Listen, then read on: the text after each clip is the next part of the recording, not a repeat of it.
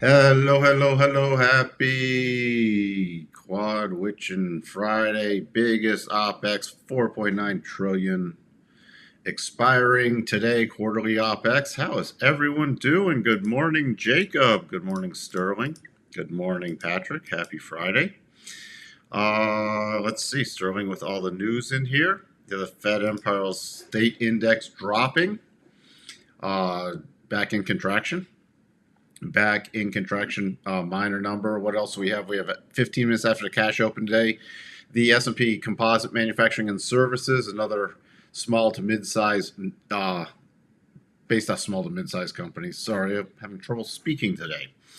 What else do we have? Oh, we had Fed Williams talking, yeah, trying to sort of talk down the market from the extreme. Well, a lot of people took the extreme dovishness of Powell. So, but this pretty much wraps it up today. So far, sort of a mixed. Costco up after a beat, but Costco would not be chasing it higher. It could be making a double top pattern today. We'll have to keep an eye on that.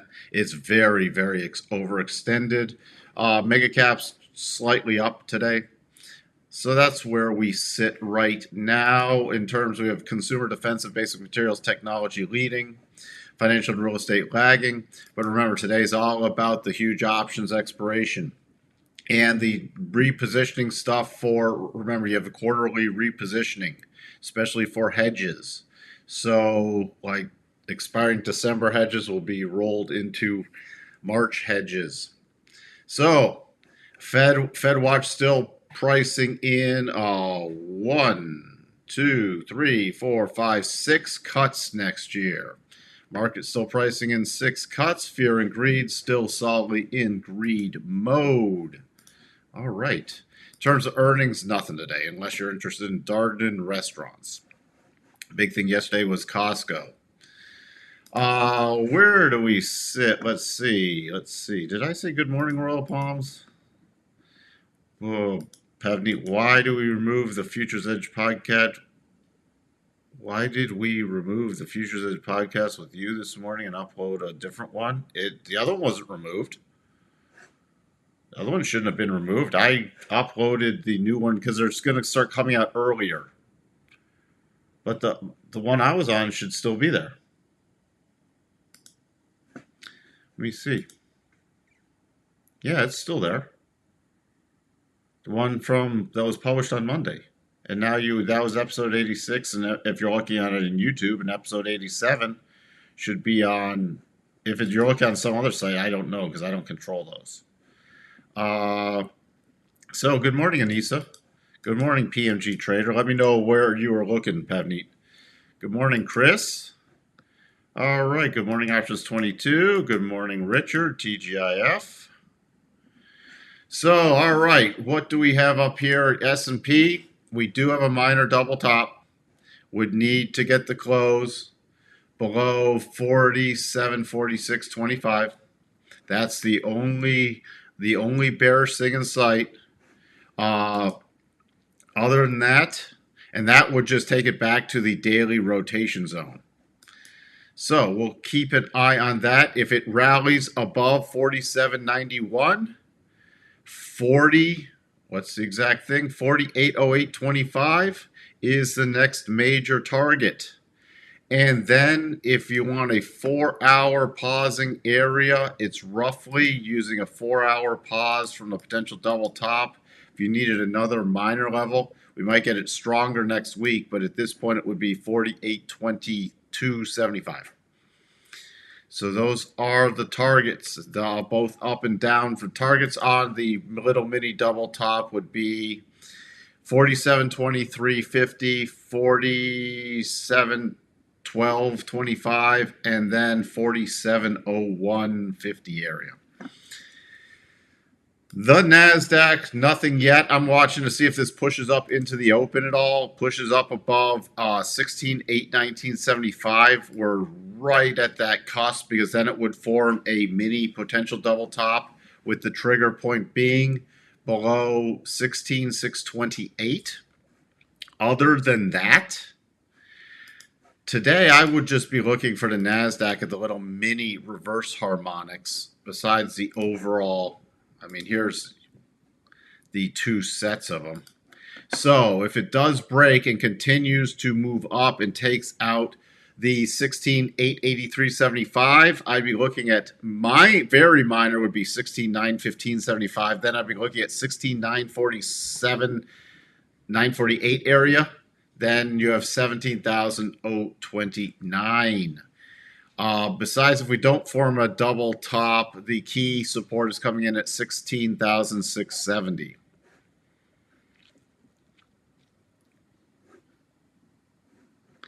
From Jim Ioria on X, so pricing a 20% chance of an ease in the January meeting was a bit of a stretch. They're not easy. The market's getting absurd with this. But that's when you got just liquidity pouring in and easing up rates. I'm actually watching for a potential little mini double bottom in the 10-year micro yields. Dow, next minor target 37,870 area. First level of support 37.5 and then right around 37,350. Russell, coming up to that next key, the 50% harmonic area right there. That's technically 2050, 2049.8, 2049.8. Technically 25.7. Technically, this still does qualify as a double top. It's a little lopsided, but technically does still qualify. So a close below 19. Remember, it could be choppy today because of the OpEx thing. But if you have momentum to the downside, close below 1999.20, 1980.8, about 1971.7, 1962. So that's where we sit with that. To the upside, again, this 2050 area is 2050 to 2062 is major resistance. VIX, little, now this is going to shift today because of the OpEx, so we're going to have to get a new baseline for next week, but still at insanely low levels, so nothing to report of there. 1235, 1330, and 1430 are the key upside levels I'm watching. The DAX, just missing the 17,100, getting up to 17,078 with a minor topping bar up here. Very overbought. We also have the contract roll in the DAX today. So that's with the little gap up. But on the non-back adjusted, it looks like there is a little mini double top. Would need to close below 16,672. So be keeping an eye on that. Otherwise, you know, the major support is just below that, and it's against the rotation zone, so it's a lower probability double, 16,560. The notes up at hitting the 112.25, stalling out yesterday there. Stalling out so far this morning, making a sloppy mess sort of here. It's just a mess right now. But a break below about 112.04, 111.26. I'm still looking. Let's check that 10-year. Because I was looking at the micros, which still has a valid mini double that's confirmed. So we already traded on the 4-hour above 3.963. Would need a close above that on the 4-hour. Then the targets, again, lower probability. Why? Because it's against the 4-hour and daily rotation zones. Doesn't even get it back that daily rotation zone, which is how insanely oversold we are. But the targets would be essentially 4, 4.02, and 4.04. Nothing with the steepening going on right now with the 10-2s. See, still caught here. I'll pay attention, though, if it breaks below minus 46, because that would keep putting fuel on the bullish fire. Dollar index closing yesterday below 62.5, so I'll be watching for continued rollover plays. Major resistance coming in at 102.20. Break above that, the next key area, there's a gap left behind a 102.50, and then 102.65 is the very key resistance. Other than that, we're getting to cycle bottoms, so would not be aggressively looking for shorts until it gets back to that rotation zone. Crude getting to daily cycle tops. Going to be watching for a retracement move in here to see the second. So this is the primary reaction coming up. I'm going to watch the secondary reaction pulling back to see the pullback levels. But it looks like it's trying to carve out more of a bottom, closest 87.5. But from my perspective, I'm looking to be a little patient on crude. Gold, from the percent beat buy, definitely worst case on the short term is the stop being at break even right now. Little pause in here. Key support back at about 2020. Resistance 2063, and then above that we're looking at 2085. See what else. What's the best tool in your opinion to gain insight in the long and short positioning of market participants? No, you can go get that. You can go look. I actually like, besides positioning, I mean, you could get the commitment of traders stuff, which will give you the the small traders, the large traders, and the commercials. And commercials are generally into hedging, so that's where that sits. And the other ones are the sentiment. If you want something separate from there, I think the sentiment indicators are more even stronger than that. And Jake Bernstein's company still does some excellent work with the sentiment indicators, so you can look up that. And I have no affiliation with anything I just said. But I think the sentiment indicators are still. By the way, the sentiment indicators for the financial futures are all getting above 80% bullish, which leads to a potential topping area. And stuff like on the NASDAQ is getting DeMark potential sell setups. Forgot to mention that also. So we do have some DeMark sell setups coming in also. So we could be getting to a more significant topping area yet. Just on other pure price action I cover here, besides that little mini double top today in the S&P, there isn't much. But next week we will be getting some more significant topping areas. Remember, what the Russell go from lows to highs yearly? This is the fastest in the 45-year history. This is the largest, quickest turnaround in the Russell ever. That should tell you something. So, what else do we have? Yen, not much just yet. Keep an eye still on it, but not much. Euro, not thinking this will trigger, but we do have a technical double top in here. I'm still, if it breaks above this 110 area, it's still 110.68 is the next key target, but the double top might never trigger. It could come down a bit, then rotate back up. Remember, a lot of stuff is going to be interesting today, even with unrelated stuff, just with currency transactions and everything, and unwinding things from hedging from the massive options expiration. The pound key support 127. Next target higher 128.60, 65. The spiders gap down today. 470.54 going into the open. We on any rally 472, then 473.75 area, then 476.28, then 478.83 for next week. Right now, I'd be watching in case that double does trigger on the futures. Okay, you have this other double that played out yesterday, by the way, which was also in the futures, technically on the 1 hour. You had this little mini double. You can see playing out there, whether you used aggressive or conservative, that was roughly right there. But you don't have the 4 hour. I just watch for that 4 hour. And then if that rolls over, about 469.26 is the first target area. And then you're looking about 468.75. Major support does not come in down to this 465 area. With the Qs,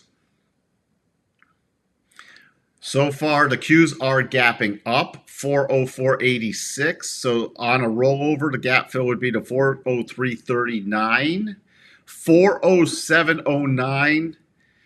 First target, I guess, would be 406.30. Not I guess, but that would be the first target I would utilize. Based off where this looks like it's gapping up, it looks like it's going to form a potential double on the Qs.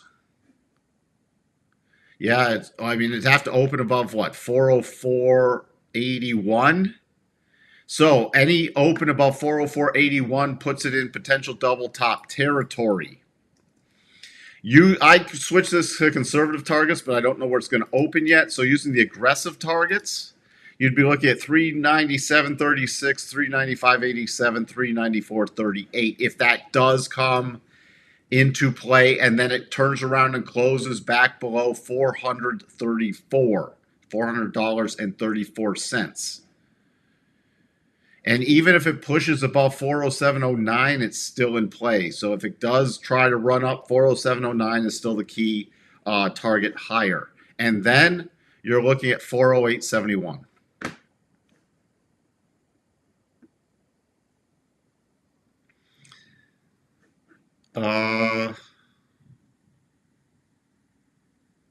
Yes, you can use the cup and handle targets on the S&P monthly and weekly if the move up continues. Yes, you can. Tesla, with the breakout yesterday, next target is, if it continues, is 257.11. I mean, yeah, 257.11, and then above there 269.96. Right now, that's about, now the key support's coming in at 244, 244.50 to 245.50. NVIDIA still stuck in this channel, but looks like slight gap up today. No close yet above the 62.5, which is still what I'm looking for to do anything short term on the bullish side. Apple eking out all time highs yesterday.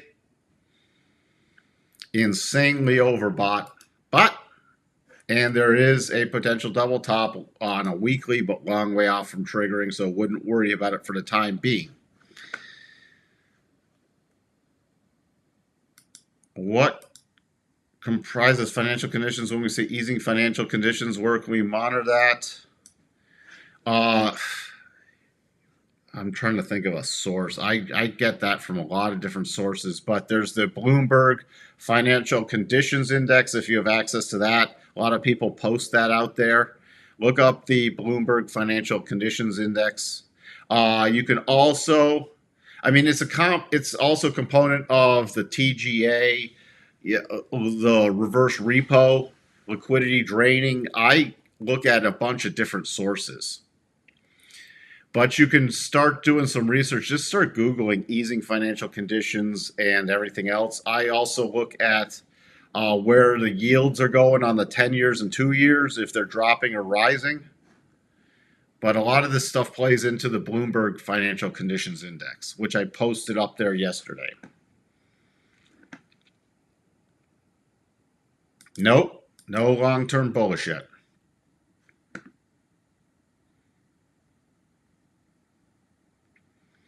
Why is the difference between the futures and the Euro USD forex is based purely on the cash.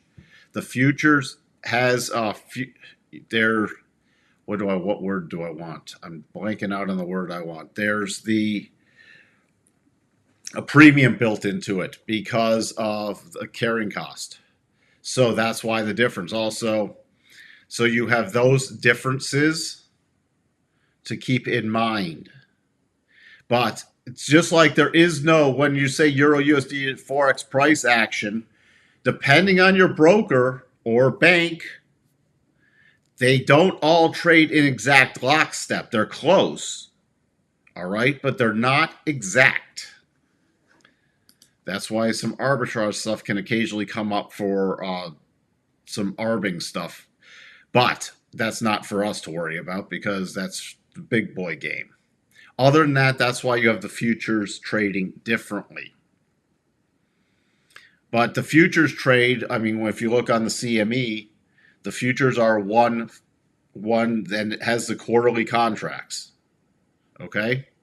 So when you have futures expiration where you have no expiration on the cash. Would now be a good day? Personally, from my perspective, no. How do you read some new all-time highs through the lens of bear market correction versus new bull market? Some you went multiple market to make new all-time highs in bull case. You do want multiple markets, but this is a liquid. Again, the long-term stuff, which was asked for, when does that flip? It also flips based off valuations. It's not just purely technical. Because you can make a technically new high. So what does that mean? I would personally, any long-term stuff, the hedges can be taken off in the short term. Like as I said, in October, I talked about carrying the hedge through options expiration, and then I said I was looking for the bounce. So you can reduce hedges on anything long term. This is my perspective on it. But I'll be looking to, I would be looking to hedge a portfolio again for long term stuff, even when it ekes out new highs, especially with key topping patterns. Okay, because there's lots of stuff you don't necessarily want to sell, depending on, capital gains and everything else, but you might want to hedge it. Short term, it's in bullish mode. It's been in bullish mode since the end of October, even from the technical perspective. Long term, stuff is not in a great position still. I mean, if you look at stuff, look at even the PE multiples, unless we're off to the races again and everything's hunky-dory and we've had stuff like a immaculate soft landing. P to E in Apple's 32.30. Okay? Not cheap. Not cheap. And Apple's not really a growth stock anymore. P to E Costco. I'm not paying $43.77. Not for this. Okay? Where stuff is not cheap. It's, again, priced for beyond perfection. Do I want to own Costco up here? No. The time to look for Costco, if you're going to play something, was the breakout, at the end of October going into holiday season. This thing, Costco could easily return next year down to the mid 400s. Sorry, around 470, 480 even. From a longer term perspective. So that's what I'm saying. I would not be chasing stuff higher here from a long-term perspective. Short-term, there are trades. It all depends on time frames. That's what everybody's got to keep in mind. For example, we now have a 4-hour potential topping pattern in the S&P. Is that a major top that's market's going to dive and collapse? No. But let's say this triggers. Could I be looking at these levels for a next bullish turn up, possibly through the end of the year? Yeah, this is not a major topping pattern. This is a very minor topping pattern. Just like yesterday, this was technically a 1-hour double. Let me scroll it up here. This is the double I was referring to, right here. All right? But it was actually you could trade on the 15-minute right here. This was still one side, this was the other side. This is a one side choppy. But you come down here, you see the close below, running down and back up. Was that a topping pattern? Yes. But it was very, very minor. It wasn't a, oh crap, I got to put on long-term shorts. This, let's say this 4-hour one triggers. Is it a major one? No, because look at where it takes it to. On the daily, where's my, it takes it back to the daily rotation zone. That's it.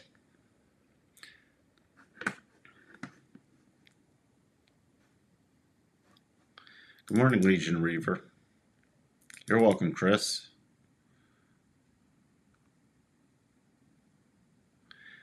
Yes, it's still a long-term bear. Remember, a bear, you can sit in a long-term bear and we could be up whatever this year, whatever percent, and down next year the same percentage. It can chop around it. The market does not have to wipe out.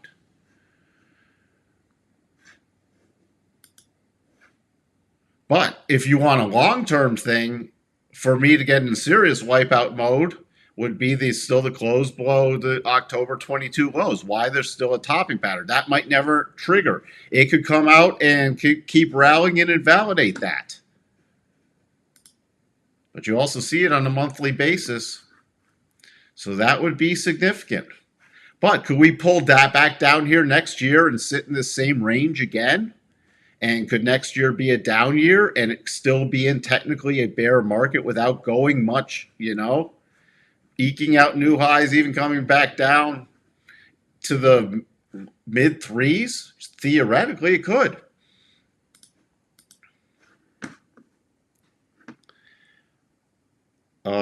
So that's the way I look at it.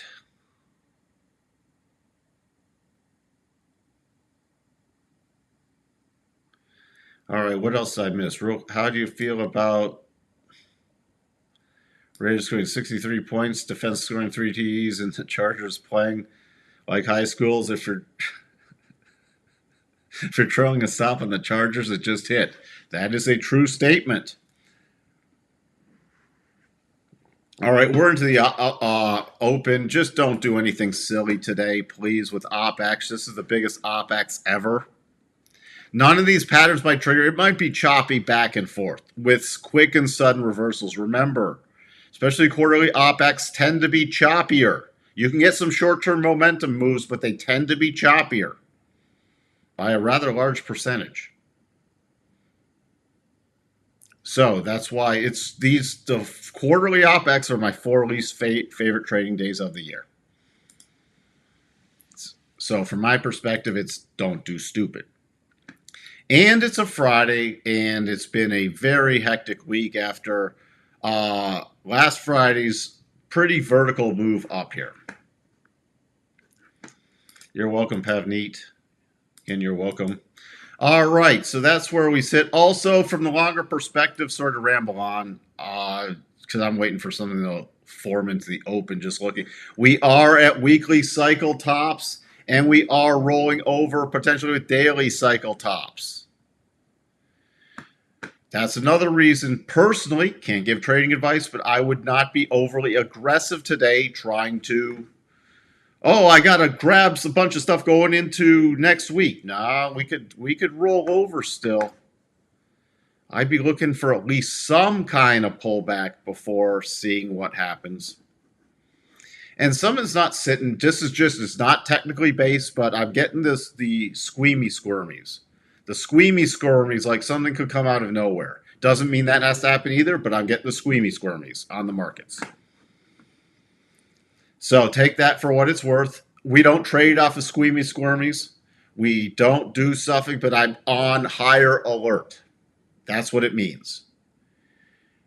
It's like the storm clouds could be rolling in, but this is one of those very quick storms that aren't giving you a lot of time to react. So you better be prepared. That's just I don't trade off of that, but I pay attention to it. You're welcome, Anissa. You're welcome, Jacob. And I shall talk to everyone next week. Have a wonderful trading day. Bye for now.